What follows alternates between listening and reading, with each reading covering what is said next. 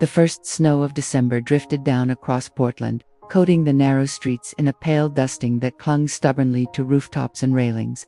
Inside a modest apartment building on the east side, the hallways smelled faintly of damp coats and old wood polish. For most tenants, it was just another evening. For Eleanor Whitman, however, it was the night she realized how far her tenants were willing to go in forgetting who actually owned the keys to their front doors.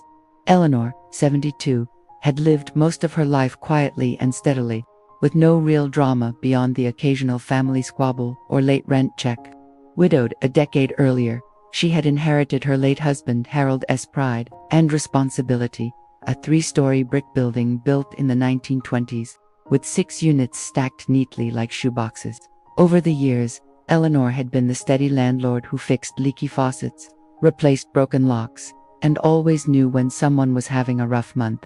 She gave grace more often than she collected penalties, but that patience, she would soon learn, was viewed not as kindness but as weakness by one of her newest tenants, a sharp-tongued woman named Denise Parker. Denise had moved in 6 months prior, bringing a whirlwind of loud music, constant visitors, and complaints about everything from the temperature of the radiators to the creak of the floorboards. Eleanor had heard it all before every landlord did, but there was something different about Denise. She spoke with the confidence of someone who believed rules didn't apply to her.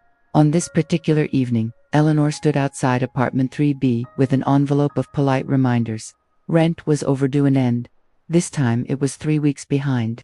She knocked lightly. Inside, voices hushed, footsteps shuffled, and then the door swung open with a sharp squeal of hinges. "What now?" Denise said, her arms crossed. She was younger than Eleanor's own daughter, probably in her late 30s, with dyed auburn hair and a permanent scowl etched into her face. Eleanor adjusted her scarf. "Denise, I'm afraid your rent is still late. I just wanted to bring this reminder in writing. If you're struggling, we can talk about a payment plan, but I do need you to acknowledge the notice." Denise's eyes flicked to the envelope like it was poison. She snatched it, ripped it in half without looking, and let the pieces fall to the floor. "I told you last week. I get it when I get it. Stop bothering me." Eleanor took a steadying breath. She'd dealt with difficult tenants before, but this outright disregard was a new flavor of disrespect. "Denise, I understand, but you need to remember." That was when Denise leaned closer, her voice lowering into a hiss. "You don't get to tell me what to do. This is my home. If you keep harassing me, I'll call the cops. I'll tell them you're trespassing." The words stung sharper than Eleanor expected. Harassing, trespassing. She owned the building, held the deed, and carried the mortgage for decades. Yet, in Denise's eyes, she was just some old woman interfering with her fun. Eleanor tightened her grip on her cane. "Denise, I think you've forgotten something. I am your landlord. This is my building. Your home exists because I allow it." Denise smirked. "Not for long. I've got rights, and if you step out of line, you'll regret it. Try me, Eleanor. Just try me." She slammed the door, leaving the echo ringing in the hallway. Eleanor stood there, staring at the faded paint of the door. A tremor ran through her, not of fear, but of something sharper, colder. For years she had been kind, patient, and forgiving, but Denise's words lit a fuse she hadn't felt in decades. "Forgotten who I am," Eleanor thought. "They'll remember soon enough." As she descended the stairs, her shoes tapping the wood, Eleanor felt the weight of Harold's old keys in her pocket. 6 identical brass teeth, polished from years of use. She had the only master set. Every door in this building opened to her hand. Denise might threaten cops, but Eleanor knew the law better than most. She had been executor of estates, overseer of property, and manager of contracts. She was not a frail pushover. By the time she reached her apartment on the ground floor, she had made up her mind. If Denise wanted to play games, then Eleanor would play too by the rules. But with every ounce of leverage those rules gave her, and Denise, arrogant and dismissive, had no idea just how much power a landlord could wield when pushed too far. The radiator hissed as Eleanor sat at her small oak desk, pulling open the drawer that held decades of neatly filed paperwork. Rent ledgers, signed contracts, court filings. She flipped through Denise's lease, scanned the highlighted clauses, and tapped her finger against the section on eviction. Non-payment, disturbance, threats. Denise had already violated half the agreement, and so it began. Outside, the snow thickened, muffling the city into silence. Inside, Eleanor began drafting letters not of patience, but of authority. The quiet grandmother figure had vanished. In her place stood the landlord Denise had underestimated, a woman who had carried property and family alike through storms far harsher than this one. Eleanor signed a notice with a firm hand. This wasn't harassment, this was responsibility. And soon, Denise would learn that when you told the landlord to get out or I'll call the cops, you might just be forgetting who held the only keys to the kingdom. The apartment seemed to grow still, almost expectant, as Eleanor slid the notice into an envelope. Snow fell outside like white ash, and in that hush, Eleanor whispered to herself, "Let's see who calls who first." Morning light crept through the lace curtains of Eleanor's kitchen, turning the steam from her teacup into a golden haze. She had slept little, her mind replaying Denise's threat over and over. Each time she recalled the words, "Get out or I'll call the cops," her jaw clenched tighter. How easily that woman dismissed her, as if decades of ownership could be erased with a phone call. Eleanor wasn't foolish. She knew perception mattered. If Denise did call the police and accuse her of harassment, the young officers might see nothing more than an elderly woman overstepping her bounds. The truth that she was landlord and owner could get lost in the noise. But Eleanor had prepared for such storms before. She pulled out her worn leather planner, the one Harold used to joke was her secret weapon. Every repair, every conversation, every late check, it was all logged there in neat, slanted handwriting. Denise's complaints were recorded too. The broken radiator she claimed had been fixed, though Eleanor had receipts to prove otherwise. The noise disputes she had caused, even the time she accused another tenant of stealing her packages, Eleanor documented everything. After breakfast, she bundled into her coat and headed downtown. The courthouse stood tall, its stone steps damp with melting frost. Eleanor walked slowly but deliberately, her cane ticking like a metronome against the pavement. Inside, she found the clerk's office and requested the standard eviction packet. The young woman behind the counter gave her a sympathetic smile, perhaps assuming Eleanor was just another overwhelmed landlord. But Eleanor didn't feel overwhelmed. She felt focused. Back home, she spread the papers across her desk. Step by step, the process unfolded clearly. File a notice, wait the required days, then move to court if necessary. She underlined the phrases that gave her confidence: failure to pay rent, substantial lease violation, landlord may regain possession. These weren't just words, they were the bricks of a fortress Denise couldn't bulldoze with arrogance. That evening, Eleanor climbed the stairs once more. The hallway smelled of curry from the family in 2A, children's laughter echoing faintly. She stopped outside 3B and slipped the official notice into the crack of the door. This wasn't a polite reminder. It was a legal demand. Denise now had 7 days to pay or leave. The reaction came quickly. By the next morning, Denise was pounding on Eleanor's door, her voice sharp enough to rattle the frame. Eleanor opened calmly, teacup in hand. "You think you can kick me out?" Denise spat, waving the notice like a battle flag. "You're out of your mind." "I know my rights." Eleanor sipped her tea before replying. "And I know mine. You signed that lease, Denise. You broke it." "I didn't. You can't do this to me. I'll call the cops right now." Eleanor's eyes narrowed, steady and unflinching. "Go ahead, but remember when they arrive, they'll see whose name is on the deed, whose signature is on the lease, and whose records prove you haven't paid a dime in nearly a month. Call them, Denise. I'll be waiting with the paperwork." For the first time, Denise faltered. Her bravado slipped, just a fraction. But Eleanor saw it. She had pushed the younger woman into realizing this wasn't a bluff. Still, Denise recovered quickly, throwing her hair back and sneering. "Fine. We'll see who wins." She stormed off, slamming the hallway door so hard the glass rattled. Eleanor returned to her desk, her pulse steady. She knew Denise wouldn't surrender easily. Tenants like her rarely did. There would be tantrums, threats, maybe even lies. But Eleanor was no stranger to battles of patience. She'd been underestimated before by bankers, by lawyers, even by relatives who once tried to cheat her out of Harold's estate. Each time, she'd prevailed by staying calm, meticulous, and unyielding. A week passed. Denise made no payment, no attempt at reconciliation. Instead, she grew bolder, blasting music at midnight, leaving trash in the hallway, and cursing loudly whenever Eleanor passed. It was as if she wanted to provoke a mistake, something she could twist into her defense. But Eleanor didn't bite. She documented it all, adding neat lines to her planner, Music leaving 37 p.m. Garbage left in hall, photograph taken. Each entry was another stone in the wall she was building against Denise. Finally, the deadline came. Eleanor filed her eviction suit, her cane clicking proudly across the courthouse floor. As she handed the paperwork to the clerk, she thought of Denise sitting smugly in her apartment, still believing she held the upper hand. But soon, Eleanor knew, the tables would turn. For in Oregon's eyes, she wasn't a frail old woman at the mercy of a tenant's threats. She was the lawful owner, the landlord, the one with the only keys to the building. And Denise, no matter how loud her voice, would soon discover that arrogance doesn't outweigh the law.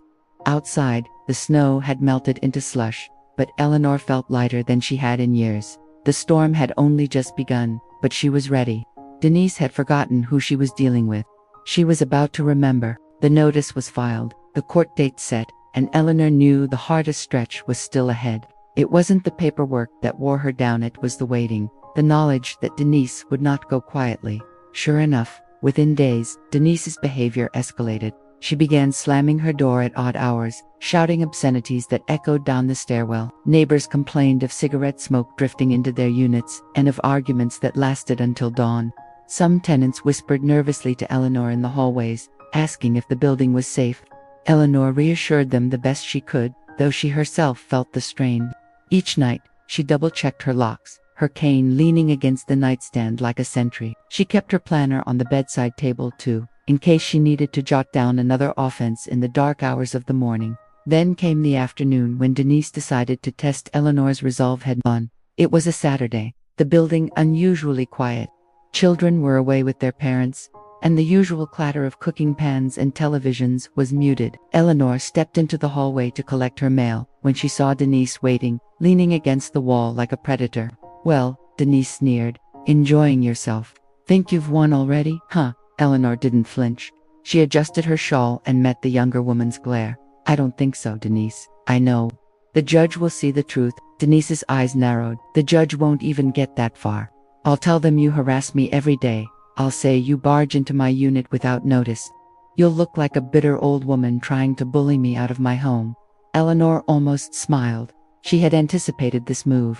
"And when you say that," she replied evenly, "I'll show the judge the notice logs, the receipts, the photographs, and the affidavits from your neighbors." Lies are heavy things, Denise. They sink fast in a courtroom. For a split second, Denise faltered again, but then she snapped back with fresh venom. "We'll see. Old women like you shouldn't even be landlords. You can't keep up anymore." Eleanor's reply was calm, almost gentle. And yet, here I am, still standing, still holding the deed, still holding the keys. That last word seemed to slice through the hallway air. Keys, the very symbol of ownership, of authority. Denise's lips tightened, and she stormed back into her apartment, slamming the door with such force that a picture frame rattled loose in Eleanor's unit across the hall. The following week blurred with preparations. Eleanor ironed her best navy coat, polished the pearl brooch Harold had given her on their 40th anniversary, and carefully packed her documents in a leather satchel. She didn't plan to dazzle the courtroom with theatrics. She planned to win with dignity. In fact, finally, the day came. Eleanor rode the bus downtown, her planner resting on her lap like a shield. The courtroom smelled faintly of varnished wood and paper. The benches filled with landlords and tenants alike, each with their own story, their own battle. When the judge called their case, Eleanor rose slowly, cane clicking as she approached the front. Denise was already there, dressed in a flashy red jacket, her hair styled with deliberate sharpness. She crossed her arms, smirking as though the outcome was already hers. The judge glanced between them. "Miss Harper, you're the landlord. Miss Connors, you're the tenant. Let's begin." Denise pounced first, launching into a tirade about harassment, about how Eleanor was constantly hovering and making her life miserable. Her words were fast, her tone dramatic. She painted Eleanor as a tyrant, an unfit landlord who preyed on younger tenants. Eleanor listened without interruption, her hands folded neatly over her cane. When it was her turn, she didn't raise her voice. She simply opened her planner and began reading dates, times, and details. She produced receipts, photographs of garbage in the hall, and written complaints from neighbors. Every page was a nail hammered into the coffin of Denise's defense. At one point, Denise tried to interrupt, but the judge silenced her. "Miss Harper is speaking. You'll get your turn, By the time Eleanor finished, the courtroom was quiet. Even the clerk seemed impressed by her meticulous records. The judge leaned back, hands steepled, and finally said, "It seems clear to me that Ms. Harper has fulfilled her obligations as a landlord. Ms. Connors, you are in violation of your lease. I am ruling in favor of the landlord." The words rang like a church bell in Eleanor's ears. Denise's face drained of color, her mouth opening and closing as if to argue, but no words came. The gavel struck, case closed. Outside the courthouse, Eleanor stood on the steps, breathing in the crisp Oregon air. She felt taller somehow, the weight of weeks' years really lifting from her shoulders. Denise brushed past her, muttering curses, but Eleanor didn't respond. She had no need to. The law had spoken. Back at the building, Eleanor unlocked her door and placed her satchel on the desk. She sat in her chair, tea steaming beside her, and allowed herself a moment of quiet triumph. Denise would be gone within days, and peace would return to her home. As she gazed at the stack of keys on her desk, Eleanor whispered to the empty room, "Harold, I told you I'd handle it.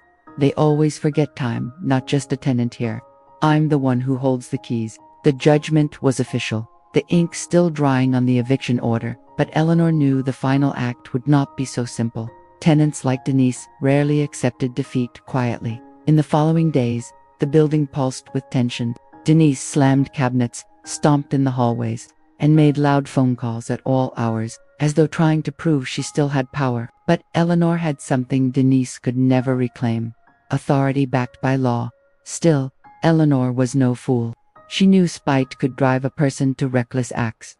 That's why she moved with caution, documenting everything and alerting the sheriff's office that she would require assistance on the day Denise's belongings were to be removed. One evening, Eleanor sat by her kitchen window with her tea, watching the last streaks of sunset fade behind the pines. Her neighbor, Mrs. Thompson, knocked gently and stepped inside. "Are you holding up, Eleanor?"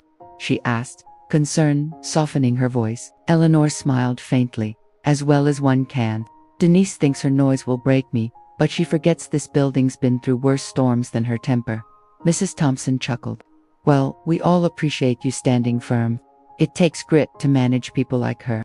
The words warmed Eleanor but also reminded her of the responsibility she carried. She wasn't just defending herself, she was protecting the peace of everyone who called the building home.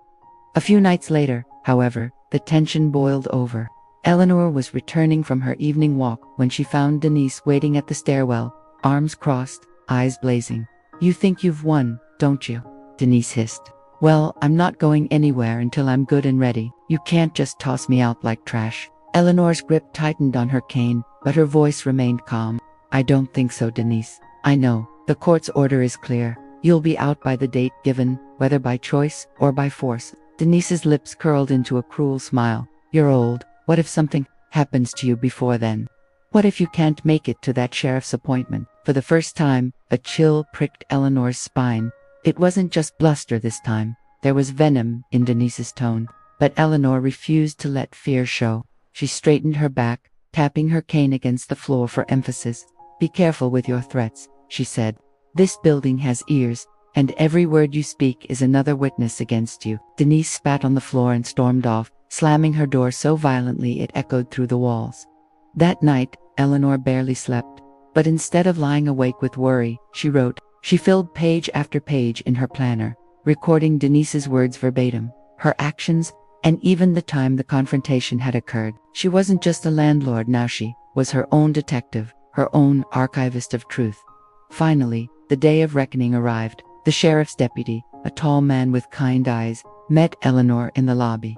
"Morning, ma'am," he said. "We'll handle everything. You just stand back." Denise's door swung open to reveal chaos, clothes strewn about, dishes piled in corners, and Denise herself pacing like a caged animal. "You can't do this," she shrieked, waving her arms wildly. "She's lying. This is harassment." The deputy's tone was firm but measured. "Ma'am, the judge has ordered your eviction. You can leave voluntarily, or we will escort you out. Either way, you're leaving today." Eleanor stood in the hallway, cane planted, watching as Denise's fury sputtered into something smaller, pettier. She shouted, cursed, and even cried, but none of it stopped the inevitable. The deputy remained steady, directing movers as they carried Denise's belongings into the street. Neighbors peeked from their doors, whispering among themselves, but no one interfered. For once, the power dynamic was clear. Eleanor had stood her ground, and the law had reinforced her. When it was over, Denise shot Eleanor one last venomous glare. "You'll regret this. I'll tell everyone what a monster you are." Eleanor's reply was simple, steady, and final. "Monsters hide in the dark, Denise. I've done everything in the light." And with that, the movers carried out the last box. The deputy closed the door, and the building was quiet again for the first time in months. That evening, Eleanor brewed her tea with hands that no longer trembled. She carried her cup to her favorite chair, placed her planner on the side table, and allowed herself a sigh of relief. Outside, the Oregon rain tapped softly against the window, like applause from the heavens. The building was hers again, peaceful, orderly, and whole. And as she sat there, gazing at the ring of keys resting on her desk, Eleanor whispered, "Let them call the cops. I am the landlord, and I always will be." The building felt strangely empty without Denise's constant noise. For weeks, Eleanor had grown used to the stomping, the shouting, and the blaring television that seemed to run all hours of the night. Now, there was silence, a silence that was both soothing and unsettling. Neighbors stopped Eleanor in the hall to thank her. "We can finally sleep again," said a young couple from the second floor. "You don't know what a relief this is." Mrs. Thompson even brought Eleanor a basket of homemade muffins, insisting she deserved something sweet after all the bitterness. But Eleanor knew the story wasn't over. Denise was gone, yes, but people like her rarely disappeared quietly. Eleanor kept her curtains drawn in the evenings, half expecting to see Denise lurking outside. Each creak in the hall made her grip her cane tighter. 1 week later, the phone rang. Eleanor answered to a voice she didn't recognize. "This is Officer Ramirez from the precinct," he said. "Do you know a woman named Denise Parker?" Eleanor's heart skipped. "I do. She was recently evicted from my building. She filed a complaint," the officer continued. "Claims you harassed her, locked her out illegally, and destroyed her property. We're required to follow up." Eleanor sat straighter, her jaw firm. "Officer, I have court orders, sheriff's reports, and signed documentation from the movers. Every action was lawful. I have nothing to hide." The officer paused, then sighed. "That's what I suspected. Frankly, her story doesn't hold up. But we had to check." When Eleanor hung up, she felt a surge of both irritation and pride. Denise was still fighting, still clawing to rewrite the story. But Eleanor had already won. She wasn't just defending herself. Now she was setting a precedent that no one would bully her again. That night, Eleanor opened the old safe she kept in her study. Inside were decades of paperwork, leases, maintenance records, and handwritten notes from tenants long since moved away. She added Denise's eviction papers to the stack, sealing them among the history of battles fought and resolved. As she closed the safe, her eyes lingered on the heavy iron key. How many times had that key reminded her of responsibility, of the weight of ownership? And yet, it was also her shield. No matter who threatened her, the safe and the truth inside it stood stronger than lies. But Denise's shadow wasn't finished. A week later, Eleanor received a letter in the mail. It was scrawled in uneven handwriting, postmarked from across town. "You may have the law, old woman," it read, "but you'll never have peace. I'll make sure of it." Eleanor folded the letter neatly and placed it inside her planner. She didn't panic. She didn't even flinch. Instead, she called the sheriff's office again, reporting the harassment. Deputy Harris, the same man who had handled the eviction, came by personally. "Don't worry," he said. "We've seen this before. She's trying to scare you. But we've got her on record now. If she so much as steps foot near this property, she'll face charges." That reassurance was enough. For the first time in months, Eleanor slept deeply, the rain outside carrying her into dreams, instead of keeping her awake. And then came the twist Eleanor hadn't expected. One afternoon, Mrs. Thompson rushed to Eleanor's door. "Turn on the news," she exclaimed.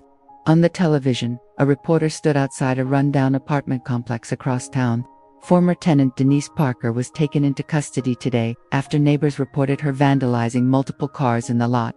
Police say she had been living illegally in a storage unit on the property. Eleanor's lips pressed into a thin line. Denise's downfall had been inevitable. Without stability, without respect for rules, chaos followed her everywhere she went.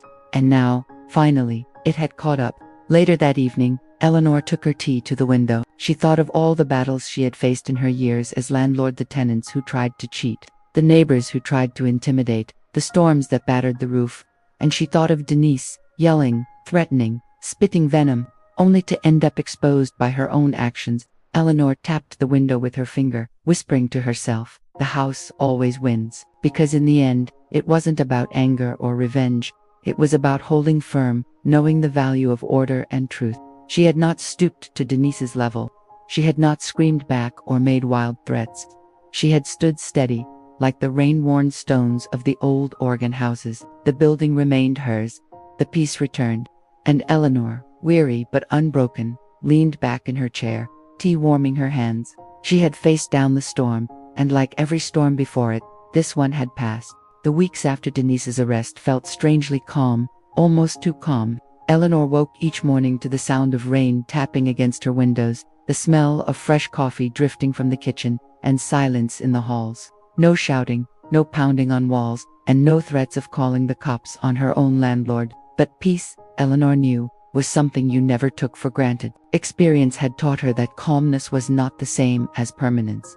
She still double-checked her locks each night. She still carried her phone in her pocket when she walked down the stairwell. Her neighbors, though, began to smile again.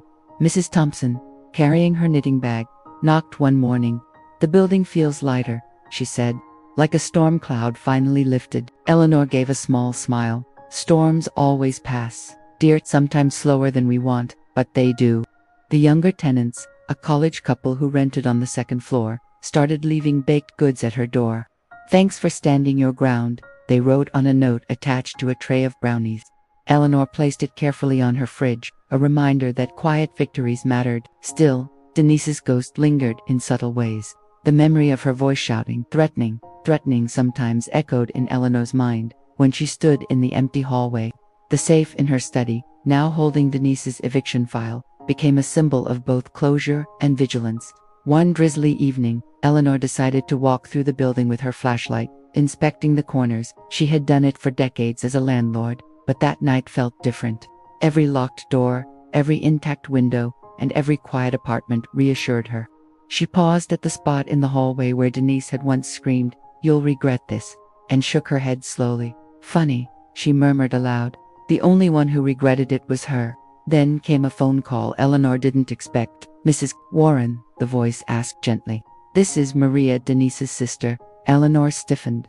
She hadn't known Denise had family who would reach out. "Yes, this is she," Eleanor replied cautiously. I wanted to apologize," Maria said. Her tone was weary and burdened. "Denise has struggled her whole life. Drugs, anger, and burning bridges everywhere she went.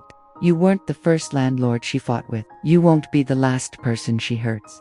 Eleanor let out a slow breath. "I appreciate your words, but an apology isn't yours to give. It was Denise who chose her path." Maria hesitated. "You're right. I just wanted you to know she's being moved into a rehabilitation program instead of more jail time. Maybe this time she learned." For a long moment, Eleanor said nothing. She thought of Denise's wild eyes, her shouted threats, and her desperate need for control. And then she thought of Maria, a sister carrying shame for someone else's sins. "Then, I wish her luck," Eleanor finally said.